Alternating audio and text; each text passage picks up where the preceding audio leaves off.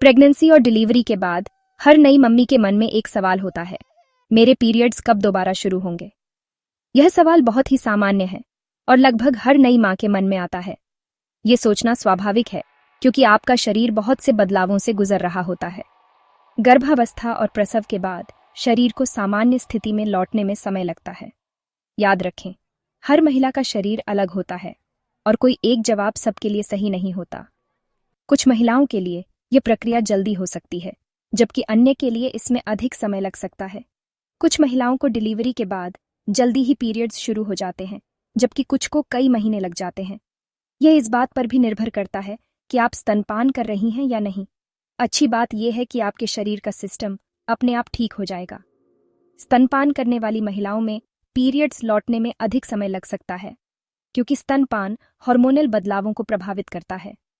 इस प्रक्रिया में समय लगता है, इसलिए धैर्य रखें और अपने नवजात शिशु के साथ अपने खास रिश्ते का आनंद लें। यह समय आपके और आपके बच्चे के बीच एक मजबूत बंधन बनाने का है। यह समय शारीरिक और भावनात्मक रूप से बहुत से बदलावों का होता है, इसलिए इस बारे में चिंता न करें कि आपके पीरियड्स कब शुरू होंगे। अपने शरीर को समय दें और इस नए अनुभव का स्वागत करें। इसके बजाय इस नए अध्याय को अपनाएं और मातृत्व के इस सफर में अपनी देखभाल को प्राथमिकता दें। अपने स्वास्थ्य और खुशी का ध्यान रखें, क्योंकि एक खुशहाल माँ ही अपने बच्चे की अच्छी देखभाल कर सकती है। प्रेगनेंसी के बाद आपके पीरियड्स कब शुरू होंगे, इसकी कोई निश्चित तारीख नहीं होती, लेकिन कुछ सामान्य समय सीमाएं हैं जो एक हेल्पफुल फ्रेमवर्क दे सकती हैं। अगर आप ब्रेस्ट फीडिंग नहीं करा रही हैं, तो आपके पीरियड्स डिलीवरी के 6 से 8 हफ्ते बाद शुरू हो सकते हैं। हालांकि कई महिलाओं के लिए इसमें अधिक समय लगता है। ब्रेस्ट फीडिंग अक्सर मासिक धर्म की वापसी में देरी करती है। ऐसा इसलिए है क्योंकि दूध उत्पादन में शामिल हार्मोन ओव्यूलेशन को रोक सकते हैं। अगर आपको ब्रेस्ट फीडिंग के दौरान पीरियड्स नहीं आते हैं तो घबराएं नहीं। बिना मासिक धर्म के कई महीनों या उससे भी अधिक समय तक रहना पूरी तरह से संभव है। ब्रेस्ट फीडिंग और आपके पीरियड्स की वापसी का रिश्ता प्रोलैक्टिन नामक हार्मोन से जुड़ा है। प्रोलैक्टिन एक महत्वपूर्ण हार्मोन है जो आपके शरीर में दूध उत्पादन को बढ़ावा देता है। जब आप अपने बच्चे को स्तनपान कराती हैं, तो यह हार्मोन आपके रक्त में उच्च स्तर पर बना रहता है। प्रोलैक्टिन दूध उत्पादन को बढ़ावा देने के लिए जिम्मेदार है। यह हार्मोन आपके दूध ग्रंथियों को सक्रिय करता है और आपके बच्चे के लिए आवश्यक पोषण प्रदान करता है। इसके अलावा प्रोलैक्टिन का उच्च स्तर आपके मासिक धर्म चक्र को भी प्रभावित कर सकता है। जब आप बार बार ब्रेस्ट फीडिंग कराती हैं, तो आपके प्रोलैक्टिन का स्तर ऊंचा रहता है, जो ओव्यूलेशन और इसके परिणाम स्वरूप मासिक धर्म को रोक सकता है। यह एक प्राकृतिक प्रक्रिया है जो आपके शरीर को गर्भावस्था के बाद आराम करने का समय देती है। जैसे जैसे आपका बच्चा कम बार ब्रेस्ट फीडिंग करता है और ठोस आहार लेना शुरू करता है, आपके प्रोलैक्टिन का स्तर धीरे धीरे कम होगा। ये बदलाव आपके शरीर को संकेत देता है कि अब ओव्यूलेशन और मासिक धर्म चक्र को फिर से शुरू करने का समय आ गया है। यह गिरावट आपके शरीर को संकेत देती है कि ओव्यूलेशन और आपके मासिक धर्म चक्र को फिर से शुरू करने का समय आ गया है। यह प्रक्रिया धीरे धीरे होती है और हर महिला के लिए अलग हो सकती है। याद रखें, हर ब्रेस्ट फीडिंग का सफर अलग होता है।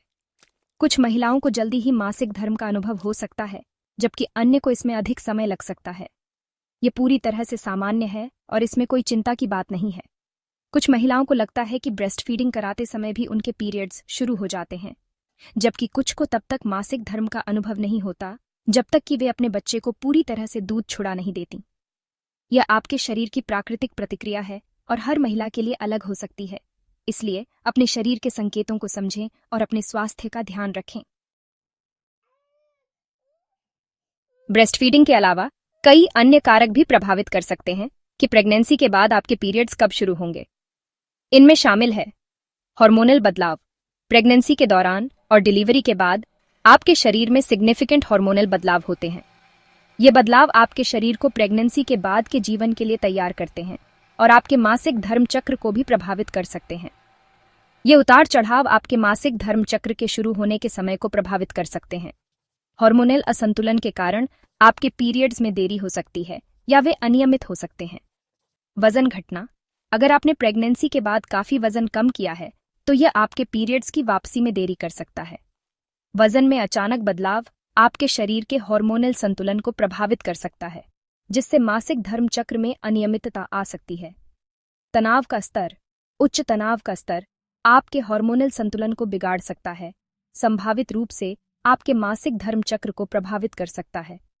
तनाव के कारण आपके शरीर में कोर्टिसोल का स्तर बढ़ सकता है, जो आपके पीरियड्स को प्रभावित कर सकता है। अंतर्निहित चिकित्सा स्थितियां। कुछ चिकित्सा स्थितियां जैसे पॉलीसिस्टिक ओवरी सिंड्रोम (पीसीओएस) या थायराइड विकार आपके पीरियड्स के वापस आने के समय को भी प्रभावित कर सकती है। इन स्थितियों के कारण आपके हार्मोनल संतुलन में गड़बड़ी हो सकती है, जिससे मासिक धर्म चक्र में देरी हो सकती है। अगर आपको अपने मासिक धर्म चक्र या संपूर्ण स्वास्थ्य के बारे में कोई चिंता है, तो हमेशा अपने डॉक्टर से परामर्श करना सबसे अच्छा है। डॉक्टर आपकी स्थिति का मूल्यांकन कर सकते हैं और आपको उचित सलाह दे सकते हैं। वे व्यक्तिगत मार्गदर्शन प्रदान कर सकते हैं और आपके किसी भी विशिष्ट प्रश्न का उत्तर दे सकते हैं। डॉक्टर आपकी स्वास्थ्य स्थिति को समझकर आपको सही दिशा में मार्गदर्शन कर सकते हैं, जिससे आप अपने मासिक धर्म चक्र को बेहतर तरीके से समझ सकें और किसी भी समस्या का समाधान पा सकें। जैसे हर प्रेगनेंसी अलग होती है, वैसे ही हर पोस्टपार्टम रिकवरी भी। यह याद रखना आवश्यक है कि मासिक धर्म की वापसी के संबंध में कई तरह के सामान्य अनुभव होते हैं। कुछ महिलाओं को लगता है कि उनका पहला पोस्टपार्टम पीरियड उनके प्रेगनेंसी से पहले के चक्रों के समान होता है, जबकि अन्य को प्रवाह, अवधि या साथ आने वाले लक्षणों में अंतर दिखाई दे सकता है। अगर प्रेगनेंसी के बाद आपके पहले कुछ पीरियड्स अनियमित हैं, तो घबराएं नहीं। यह पूरी तरह से सामान्य है, क्योंकि आपका शरीर रीएडजस्ट कर रहा है। हालांकि अगर आपको बहुत अधिक रक्तस्राव, गंभीर दर्द या लंबे समय तक पीरियड्स का अनुभव होता है, तो अपने हेल्थ केयर प्रदाता से संपर्क करना जरूरी है। जब आप धैर्यपूर्वक अपने पीरियड्स की वापसी का इंतजार कर रही हैं, तो कुछ संकेत हैं जिन पर ध्यान दिया जा सकता है, जो इसके आने का संकेत दे सकते हैं। आप सर्विकल म्यूकस में वृद्धि देख सकती हैं, जैसा कि एक सामान्य चक्र में ओव्यूलेशन से पहले आपको होने वाले डिस्चार्ज के समान होता है। अपने नियमित मासिक धर्म चक्र की तरह आपको अपने पीरियड्स से पहले के दिनों में स्तनों में कोमलता या सूजन का अनुभव हो सकता है। हार्मोनल उतार चढ़ाव कभी कभी मूड स्विंग का कारण बन सकते हैं, इसलिए आप जिन भी भावनात्मक बदलावों का अनुभव कर सकते हैं, उन पर ध्यान दें। याद रखें, ये संकेत हमेशा आने वाले पीरियड्स के पक्के संकेतक नहीं होते हैं। हालांकि इन संभावित संकेतों के बारे में पता होना आपको अधिक तैयार महसूस करने में मदद कर सकता है। जैसे ही आप पोस्टपार्टम अवधि से गुजरती हैं, याद रखें कि धैर्य महत्वपूर्ण है। आपका शरीर एक अविश्वसनीय परिवर्तन से गुजरा है और इसे ठीक होने और रीएडजस्ट करने के लिए समय चाहिए। केवल इस बात पर ध्यान केंद्रित करने के बजाय कि आपके पीरियड्स कब वापस आएंगे, अपने शरीर को स्वस्थ भोजन खिलाने, हाइड्रेटेड रहने और पर्याप्त आराम करने पर ध्यान दें। ऐसे हल्के व्यायाम करें जो आपको आरामदायक लगें, लेकिन ज्यादा मेहनत करने से बचें। अपने शरीर के संकेतों को सुनें और अपनी देखभाल को प्राथमिकता दें। आपके पीरियड्स की वापसी आपके पोस्टपार्टम रिकवरी का सिर्फ एक पहलू है। यह महत्वपूर्ण बदलाव का समय है, शारीरिक और भावनात्मक दोनों तरह से। अपने जीवन के इस नए अध्याय को अपनाएं और अपने शरीर की अविश्वसनीय ताकत और लचीलेपन का जश्न मनाएं।